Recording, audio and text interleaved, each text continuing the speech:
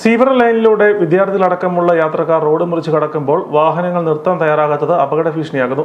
പാലായിലെ പ്രധാന വീതിയിൽ സെന്റ് തോമസ് സ്കൂളിന് മുൻവശത്തുള്ള സീബ്ര ലൈനിൽ വാഹനങ്ങൾ നിർത്താൻ പലരും തയ്യാറാകുന്നില്ല. തിങ്കളാഴ്ച രാവിലെ റോഡ് മുറിച്ച് കടക്കുന്നതിനിടയിൽ സ്കൂൾ വിദ്യാർത്ഥിക്ക് കാറിടിച്ച് പരിക്കേറ്റു. രാവിലെയും വൈകിട്ടും സ്കൂൾ സമയങ്ങളിൽ വാഹനങ്ങളുടെ അമിതവേഗവും ഗതാഗത തിരക്കും കാരണം കുട്ടികൾ റോഡ് മുറിച്ച് കടക്കാൻ ഭയപ്പെടുകയാണ്. ഇവിടെ അധ്യാപകരും വിദ്യാർത്ഥികളെ റോഡ് മുറിച്ച് കടക്കാൻ സഹായിക്കുന്നുണ്ട്. 800 കുട്ടികൾ പഠിക്കുന്ന പാലാ സെന്റ് തോമസ് ഹയർ സ്കൂളിൽ മുൻവശത്തുള്ള സീബ്ര ലൈൻ കൂടെ കുട്ടികൾ സുരക്ഷിതമായി കടന്നു പോകാൻ ഇപ്പോൾ നിലവിൽ അധ്യാപകരുടെ സേവനം മാത്രമേ ഉള്ളൂ. അപ്പോൾ അവിടെ ഒരു ട്രാഫിക് പോലീസിൻ്റെ സേവനം അത്യാവശ്യമാണ്. നേരത്തെ പലതവണ കത്ത് ആവശ്യപ്പെട്ടിരുന്നതാണ്, ട്രാഫിക് പോലീസ് സേവനം വേണമെന്ന് ആവശ്യപ്പെട്ടിരുന്നതാണ്. എന്നാൽ തിരക്കുള്ള സമയങ്ങളിൽ പോലീസ് ലഭ്യമല്ല എന്ന കാരണത്താൽ പലപ്പോഴും ഡ്യൂട്ടിക്ക് പോലീസുകാർ എത്താറില്ല. അധ്യാപകർ മാത്രമേ പലപ്പോഴും നോക്കാറുണ്ടായിരുന്നു. പക്ഷേ അധ്യാപകർ നോക്കുമ്പോൾ വാഹനങ്ങളിൽ വരുന്നവർ ശ്രദ്ധിക്കാറില്ല, അവർ നിയമങ്ങൾ അവർ പറയുന്ന നിർദ്ദേശം സ്വീകരിക്കാറില്ല. വളരെ സ്പീഡിൽ തന്നെ ആ വാഹനം കടന്നു പോവുകയും ചെയ്യുന്നുണ്ട്.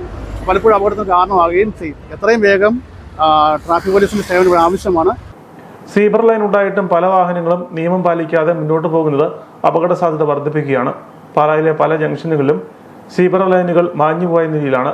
വിദ്യാർത്ഥികൾ അടക്കമുള്ളവരുടെ സുരക്ഷ ഉറപ്പാക്കുന്നതിനായി സ്കൂൾ അധികൃതരും രക്ഷിതാക്കളും നിരവധി തവണ ബന്ധപ്പെട്ട വകുപ്പുകളുടെ ശ്രദ്ധയിൽപ്പെടുത്തിയിട്ടും യാതൊരു നടപടിയും ഉണ്ടായിട്ടില്ല എന്ന ആരോപണം ഉയരുന്നുണ്ട്. സ്കൂൾ സമയങ്ങളിൽ ട്രാഫിക് പോലീസിന്റെ സേവനം ഉറപ്പാക്കണമെന്ന ആവശ്യവും ഉയരുന്നുണ്ട്.